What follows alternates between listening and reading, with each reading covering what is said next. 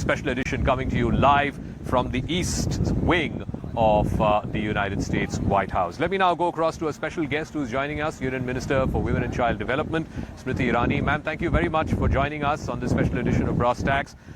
What does this visit by Prime Minister and all that you saw over the last few hours, you know, the White House, military band and the Indian Americans there, you know, chanting Modi, Modi. How do you see this visit from the overall standpoint of Indo-US ties? I think what is essential here is to focus on the fact that our relationship with the United States of America goes beyond just a defense cooperation. Today, one needs to recognize that the Indian diaspora in the US is over 4 million people. They have their own unique impact on American polity, on American economy, and the social structure in the United States of America. One needs to recognize that close to 20% of all students from India who study overseas, 20% of the students are currently undertaking academic pursuits in the United States of America. That our cooperation in pharmacology extends to 14 locations in the US where Indian pharmaceutical companies are currently manufacturing.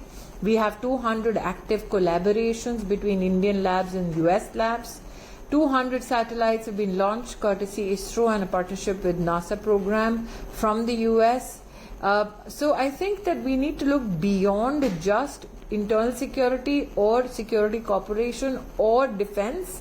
Our relationship today extends and goes beyond into AI, quantum computing, green energy, biotechnology.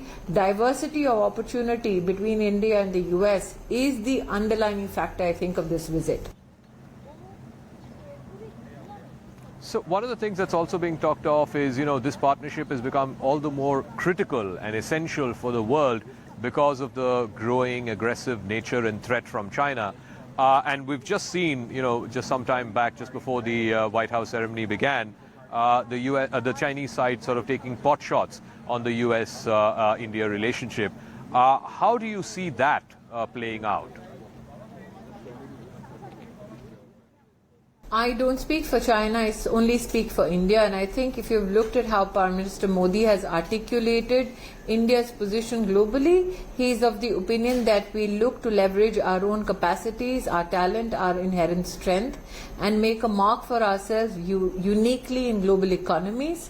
That the pandemic COVID-19 tested our capacities and helped us deliver solutions with alacrity, not only for India but for the world, was witnessed vis-a-vis vaccine production and vaccine Maitri, production of PPE suits, and India becoming the second largest PPE exporter in the world. That we have even helped other nationalities during tragedies or calamities when they strike such nation states, such as the natural calamity in Turkey, or for that matter when Russia and Ukraine war came to a standstill because Prime Minister Modi wanted to evacuate over 20,000 Indians, and in that evacuation other nationalities were also helped. So I think uniquely India has positioned itself diplomatically, financially and technologically as a powerhouse in the world. All right. And ma'am, one final question.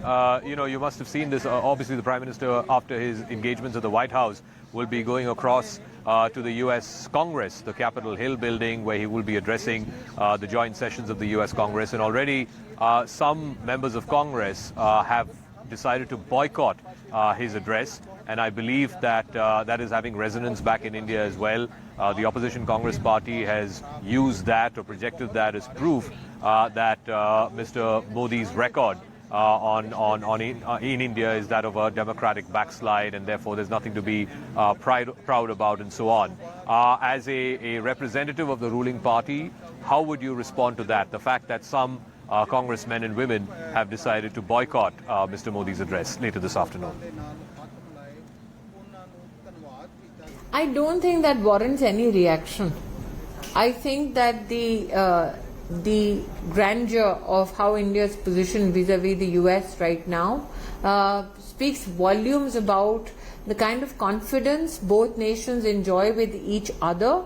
Those who would like to digress from this benefits of this relationship, which are mutual, seek to serve their own limited political purpose.